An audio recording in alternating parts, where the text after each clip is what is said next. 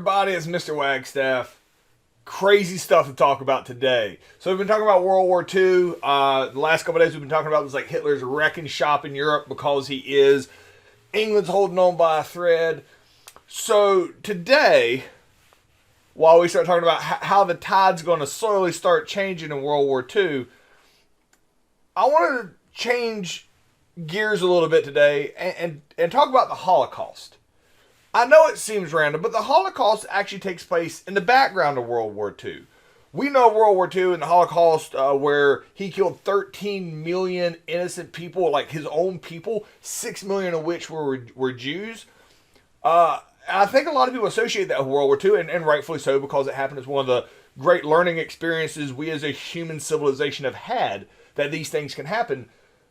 But we only learned that after the war, because the Holocaust wasn't known during the war. Well known, I should say. It wasn't the reason that America will eventually get involved in the war. It wasn't a main catalyst for the reason people did things, because it was done in the background. And it seems insane that something like that could be done in the background. I don't want to say nobody knew what was happening, but pretty much nobody knew what was happening. If they did, they just ignored it. And you're like, what? Let's talk about that. Let's get started. So before we get back to the war and battle strategies and battles and this and that and the heroics from both sides and compromises and politics, let's talk about the Holocaust. And before I can get into start telling you the story of the Holocaust, because it's crazier than you can imagine. I mean, the end result is 13 million people, innocent non-combatants are executed by Adolf Hitler, not personally, but he ordered it. The crazy part of it is, it's even worse than that. Outside the numbers of people, how it happened is even scarier, because that's the lesson that we need to learn in present society. So let's start here with some pictures, set you the stage of this. This is a picture of Adolf Hitler giving a speech. He is known for having these big rallies. People come to hear him speak. He's a very captivating speaker, all right? He'd always been a captivating speaker, even when he was running for office. So he used to have these big rallies inside, all right? But he became so popular, he couldn't really have these rallies inside anymore, and they had to move outside, right? And hordes of people would show up to hear him speak. A lot of times they're for the military, sometimes they're for the population, and I'm trying to show you pictures here of when he's speaking to the people of Germany. The reason this is so important is look how many people are here. All right? Here's another one. Look at these people that are showing up to hear him speak. Now, the reason this is interesting, there's no concert here. There's no free food giveaway. These people are showing up to hear Hitler speak because they support him. He is like a superstar in Germany. He has turned the economy around. The war is going well. He's convinced them all, that the German people are superior. He has massive support by the people in Germany. The rallies just continue to grow. More people come to him. All right? The reason this is important, I mean, this is just an absolute sea of people here. The reason this is important is because it sets the stage that he had huge support in Germany. When you really like somebody, all right, and you think they can do no wrong, and somebody's like, hey, he's like murdering a whole bunch of people on the side, a lot of times the natural reaction is, why are you lying on my boy? Like, why are you making that up? Why would you say these awful things? There's no way that's true. So even if people got, a whiff that something as horrific as what is happening happened, they probably wouldn't believe it. Hitler doesn't talk about it. This is not a public thing that he does. All right? So the Holocaust, which is what we're going to pick up at here today, is something he is doing secretly. Now, it's 13 million people. There's only so much secret that you can have, but he is attempting to do it secretly. So let me walk you through how this happens. And again, this could easily be an entire course, so I want to hit you to the major milestones here And why it is so horrifying, because what you need to understand at all times during, we talk about the Holocaust here and Adolf Hitler, this is not a third world country. This is a democracy. That's right. Hitler came to power in a democracy, a modern democracy, an advanced country. There is not a lot of differences between the way Germany is designed when Hitler comes to power and the way America is. This isn't somebody else that this is a modern society, modern democracy that the Holocaust is going to take place in. The reason it is so important to talk about this is because if it could happen there, it could happen in any democracy. This isn't a psychopath going out and being like, everybody at gunpoint, we're going to start killing these people. Not what happened. He did the Holocaust while being supported by his own people. So let me walk you through how this happens. Let's start with his book, Mein Kampf. He is clearly hating on Jewish people in his book and anybody he deems less than German. So Russians and Jews are the two main groups. There's also pretty much any minority, anybody with any mental or physical disability are going to be targets of Hitler in this campaign to cleanse the German population of inferior people, like by entire races. So disliking Jewish people, anti-Semitism, and here's what's crazy, it was not uncommon at the time. Everybody like that was running for political office would talk trash about Jewish people. It was like completely accepted in Europe at the time because the vast majority of people in Europe were Christian and Jewish people made a very small percentage of the population. So it was not uncommon to just say really hateful and mean things about Jewish people and get political support from that to win elections. Hitler did it too. He even wrote about in his book Mein Kampf about how much he hates Jewish people, and if he becomes the leader, he'll get rid of them. Now, people always say that. Hitler's actually going to act on it, and that's really the only difference. So he comes into office, and as the war and everything's going well, he's like, well, I did promise the people I would get rid of the Jewish people in Germany, so let's get rid of them. Hitler doesn't just immediately round people up and execute them, all right?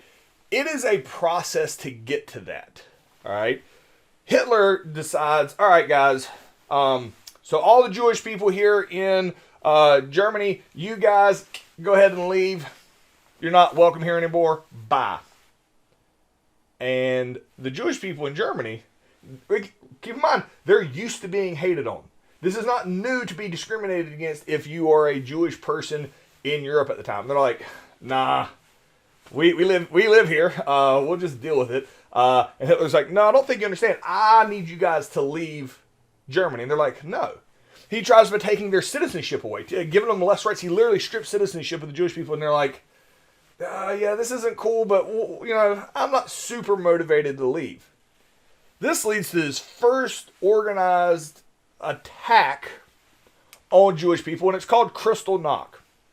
He's like, no, I expect you to leave. And he organizes his brown shirts, his like own personal little army, and goes out to Jewish businesses one night, early on in his time in office, and trashes their businesses. Kristallnacht means night of broken glass. This picture here is a colorized version of a famous black and white picture of Jewish people seeing that their businesses have been completely destroyed the next morning. Synagogues, Jewish churches have been burned down. Jewish property has been completely destroyed. And Hitler saying, leave Germany. After this, Jewish people realized, because anybody that tried to defend their businesses were killed. And Jewish people are like, okay, all right, you know what? I got you. We out. Here's where it gets crazy. And it gets crazier and crazier. Jewish people can't leave Germany after Kristallnacht when they try to, because other countries won't let them in. All right? Because everybody's in the middle of the Great Depression. The last thing they want is more immigrants coming in. Actually, the people who can leave, the Jewish people that can leave, are usually young men who are able-bodied and that can contribute to society. So not only do all your able-bodied young men and women that are having families can leave, people that are left are usually people that are old, sick, unable to travel, on top of being Jewish. So most Jews just could not leave Germany because other countries didn't like Jews either. That was common in Europe, not just in Germany. They didn't like Jews either. So they wouldn't let them into their country. So they were stuck in Germany, and Hitler's like, oh my gosh, did not expect that to happen. This is a dumb problem to have. So what Hitler does now is he can't just let these Jewish people just hang out in like normal society with everybody else, because he promised the population that he'd get rid of these Jews. And Hitler has a lot of support by the overwhelming population, like, yeah, get rid of those people. So he designs parts of the cities called ghettos, all right? And this is a picture of inside of a ghetto, and the troops go in and basically round up Jewish people and put them in parts of the city, and they're not allowed to leave, all right?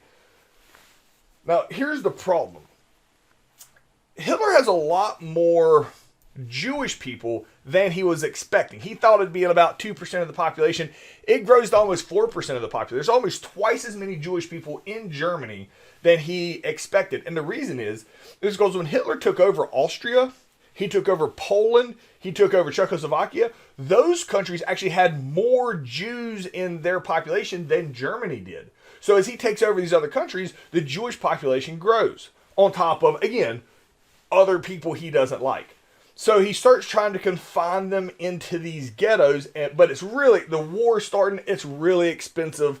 So to have these areas, cities sectioned off for Jewish people. So he's like, all right, next step, concentration camps. Concentration camps, instead of leaving them in the cities, we're going to load them up on trains, take them from ghettos, and go put them in concentration camps. We're going to force them to grow their own food. If they can't, they'll just starve to death. The problem is they're not given any tools or any ability to survive in these concentration camps, and tons of people are going to starve to death in the concentration camps. And if you get sick at a concentration camp, they just kill you. It is absolutely brutal. It's a maximum security, awful prison.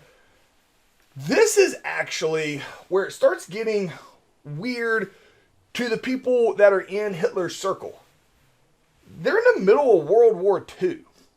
The amount of supplies and things that you need to run this war, they just don't have it in Germany. Like they are scraping the bottom of the barrel. But Hitler is saying, wait a minute, those trains, they got to take Jewish people from this city over to this concentration camp. And his military commanders are like, what are you talking about? We're fighting everybody. We need those trains for troops. Hitler directly took trains and supplies and materials and effort and soldiers to run these camps. To do this while World War II was going on, he has declared war at this point on like everybody. That is one of the reasons it's so baffling in history, and nobody believed that this was happening. All right? One of the reasons, it doesn't make any sense. Hitler's not stupid, but this is a really dumb thing to do. Why would he do this? And it's just his own hatred, and he's got, you can go deep into the mind of Hitler. Everybody that's researched him, and it just gets crazier the deeper you go. But, so these are concentration camps that he's sending these people to. Near the end of the war, when it looks like it's not going well, Hitler goes on his next step, which is the final solution, which is everybody that's in these camps, just murder them. This is where the death toll skyrockets of people that get killed into concentration camps. So, concentration camps, you could, in theory, show up, and as long as you didn't get sick and you got lucky and all these other things, you could possibly survive. At a death camp, it's literally designed for you to die. I want to point out a couple of things here. So on this map, every one of these little squares is where a concentration camp was. All the green ones, see, those are concentration camps. Those are in Germany. People didn't, not know about concentration camps. They knew they existed. They just assumed they were prisons. People go in, people don't come out. Okay. The red ones, those are death camps, like Auschwitz, all right? Treblinka. These are the ones where they would take them from the other concentration camps over to these concentration camps, over to the death camps, to execute people en Notice where they are. The death camps aren't in Germany. They're in Poland, places Hitler had taken over. The real awful stuff, Hitler ships the people out to do awful stuff other places so that it doesn't become common knowledge that this is happening. what makes it even crazier, and I've only learned this when I was in grad school and I took an entire class on them, there is not a single piece of paper that connects Adolf Hitler to the Holocaust. Not one. There's literally no paper trail that connects Hitler to the Holocaust. Now, granted, that's not going to happen without Hitler giving the say-so, because he's having to take materials from the whole war effort to do this. But even Hitler knew he wasn't going to write it down. If something needs to happen, he told him in person. He didn't want a paper trail. Hitler, not stupid, knew you don't leave a paper trail when you're murdering this amount of people. Hitler's smart enough to know if he doesn't want to get caught, he does everything in his power not to make this public knowledge. Sure, people had an idea that something was happening, but when they loved Hitler, they turned a blind eye to it, which is what the horror really comes, is at the end of the war. Spoiler alert, Hitler kills himself. We'll get there in a few lessons. At the end of the war, when Hitler dies, that is when it's actually the American troops coming in start discovering these death camps and these concentration camps really for the first time. They had heard rumors, but again, it doesn't make any sense. Why would Hitler do any of this? It takes away from the war effort. When they went into these concentration camps, it was absolutely horrific. Hell before their very eyes is the term that was used commonly for the soldiers that walked in we knew he was a bad guy for all the other stuff. They don't really learn. The world doesn't learn about the Holocaust until the end of the war. It is so shocking. They don't even have a word for it. They discovered this in 1945. The term Holocaust isn't even used until 1960. It's 15 years for it. They're like, no, we can't just say he killed people. We got to have a special word for it. And the term Holocaust comes out from it. There were people that survived that were there at the concentration camps that hadn't been killed and were on the edge of starvation. And this is a colorized picture of people that survived the concentration camp. And we're going to reference it at the very end of this unit. We're going to talk about how people grasped that concept after World War II over who is held responsible for this horror. So the question here is, what prevented Jewish people from being able to leave Germany after Kristallnacht? All right. Because that was a big one. Why did other countries not help them out? Why did they not step in? You really see how humans interact with each other, and the horror of the Holocaust is it happened in a modern democracy. So answer that completely, and we'll move on. And then at the end of this unit, we're going to talk about basically the fallout from the Holocaust.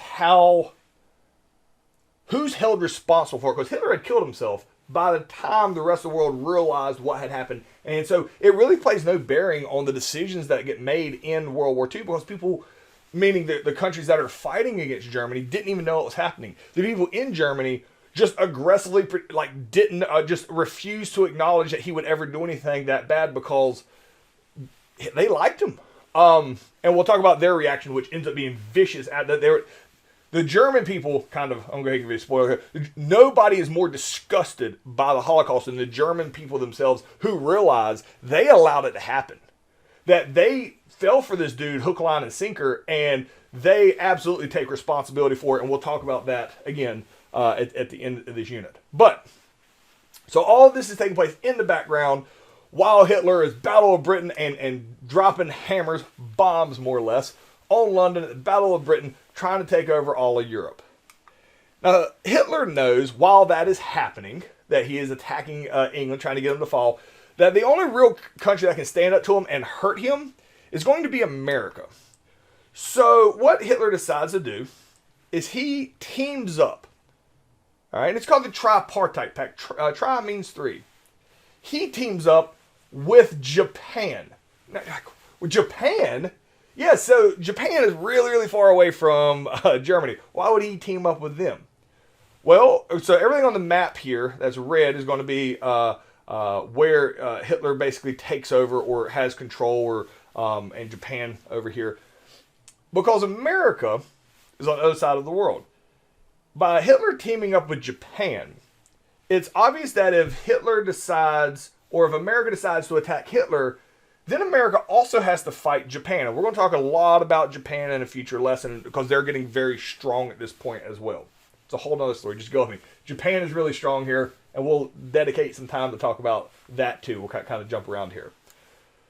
Hitler knows if America declares war on Germany, then America would also have to fight Japan, which is on the opposite side of America. So it would split America's army in half. And at this point in history, no country in the history of the world has ever fought a war on two fronts simultaneously and won. So while America is claiming we want to stay out of the war, Hitler kind of encourages that by teaming up with Japan to be like, hey, America, just in case you change your mind, if you try to get involved over here and help out your boy England, you're not going to be able to because you'll have to fight Japan too, so stay out of it. America's response to this is, we don't want to get involved anyway. Do whatever you want. We don't care. America 100% trying to stay out of this. This is a picture of Hitler shaking hands with a representative from Japan at the time. And we'll talk about Japan and why Japan is very influential at this time in another lesson that I can dedicate to them here in this unit.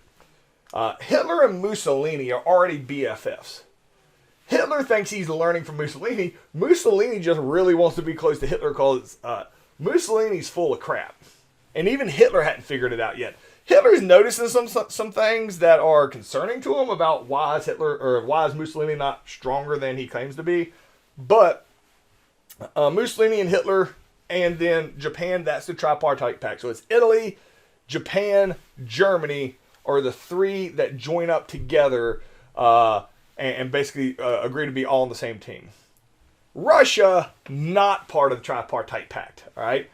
So why would Hitler not let Russia be part of the Tripartite Pact? Well, because Hitler hates Russia. That's why. He hates Stalin with a passion, and he is planning on taking over Russia.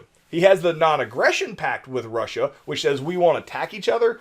But no, he fully hates Russia with a passion and plans on taking them over. He doesn't want to create an alliance with them when he fully expects to invade them here, pretty soon in his mind. So the question here is, why was Russia not allowed to be part of the Tripartite Pact? So answer that completely. Pause me if you need to, and we'll move on. All right. So the President of the United States of America is a man named Fdr.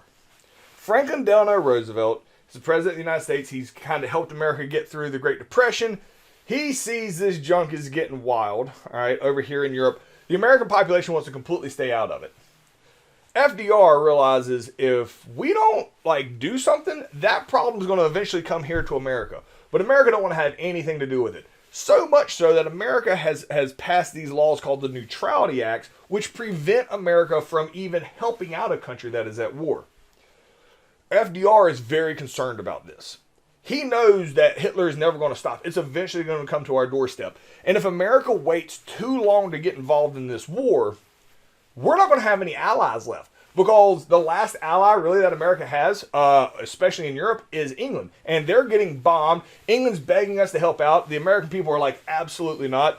And FDR is like, guys, we got to help them out. We got to do something. Because when we finally get involved in this, we need to have somebody like England as their ally. Because if England falls, there's literally nowhere for America to go set up a military base to fight against Hitler in Europe. So FDR is getting really nervous here because he wants to help out England because he knows Hitler's not just going away. So what he does is he agrees or he creates this concept of the cash and carry policy where he is going to sell weapons to England to help them defend themselves against Germany. As soon as this comes out, cash and carry policy, the people in America are furious. They're like, wait a minute, you can't do that.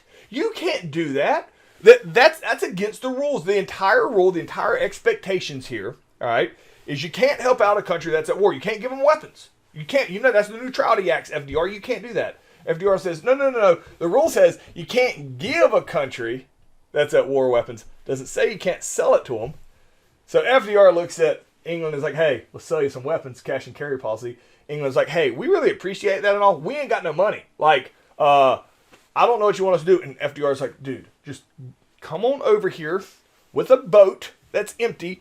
And they're like, oh, fine. So England rolls over to America in a big empty boat.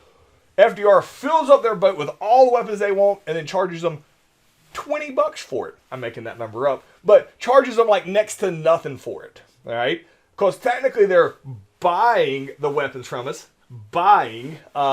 And so we're not violating the Neutrality Act because we're not giving them weapons. We're selling them weapons. Even though it's basically for nothing. All right? And so everybody in America clearly sees what FDR is doing here. And they're like, dude, not cool. FDR is a very popular president. It's really one of the first things he's done that got people worked up. So, but it works out well. England is able to have more military supplies. They're able to hold off Germany a little longer. And then England completely runs out of money, like 100%. And they can't even pay like that $20 again. So FDR is like, oh, can I just give them weapons? And everybody's like, no, that's illegal. You can't do that. He's like, all right, I'm going to let them borrow some weapons. And FDR comes up with this thing called the Land Lease Act, where he's going to lend England some guns. This is like loaning somebody a piece of chewing gum. You don't actually want that back. So FDR's like, we're not giving them anything. We're just letting them borrow it. All right? They'll get it back to us later. So the whole idea here is clearly getting America more involved in this. Britain is hanging on by a thread. The American people still want to stay out of this. Winston Churchill, the leader of England, is like, dude, I really appreciate all this, but me and FDR got to have a talk because we desperately need America to come help us out now. So the question here is, what is FDR's reason for the Land Lease Act? How did he feel differently about the war than many Americans? So how did Americans feel about the war, and why did FDR feel differently about the war than most of the Americans? Why is he doing what he's doing? So pause me, answer that completely. We'll move on. So Winston Churchill calls a meeting with FDR, and they are going to meet on a boat off the coast of Canada. It's called the Atlantic Charter. All right. And at this meeting, all right, they claim they are going to be, the Declaration of the United Nations. There ends up being something called the United Nations later, not associated with this. And this here's a picture of FDR and Winston Churchill sitting down next to each other. FDR is sitting down here because FDR is in a wheelchair. But most Americans have no idea. He doesn't hide that he's in a wheelchair. But most Americans are oblivious to it. You know why? Because America needs a strong leader. Americans just choose to turn a blind eye to the fact that FDR is in a wheelchair. So when he's pictured sitting in a chair, not in a wheelchair. The reason that's important, just like Hitler's supporters turned a blind eye to anything bad that he could do, the American people honestly don't even realize, because they choose not to know it, that the president himself is crippled. Because they don't want the idea of a weak leader. So this is why whenever you see a picture of FDR, he's always sitting down. All right? And so he's sitting down here next to Winston Churchill. And Winston Churchill says, I appreciate you letting us borrow all this stuff. However, you have got to get involved in this war. We need troops. All right? FDR says a couple very important things here at the Atlantic Charter. He says, England, let me go ahead and tell you one thing. Me and you, best friends. From this point on, honest, to present day, England and America, best friends. We do dumb stuff together. We pick wars, other one supports us. We're weird. Well, we have a weird friendship. But from this point on, we're BFFs from the Atlantic Charter moving on. So that's the first thing FDR says, is that, hey, we're best friends. The second thing that FDR says is like, look, we're on your side. I can't just declare war right now, but the first time something happens is, there's enough crazy stuff in this world right now. First time something crazy happens, all right, we will absolutely declare war on everybody, and we're coming to help you out first. It's really important that he says that, because something crazy is about to happen, and it's going to pull the United States into World War II, and America is going to race over and help out England when they're on their last leg here at the Battle of Britain. All right. So the question here, what is so important about the Atlantic Charter? All right, so answer that completely. And that's it for the day. I'll see you guys tomorrow.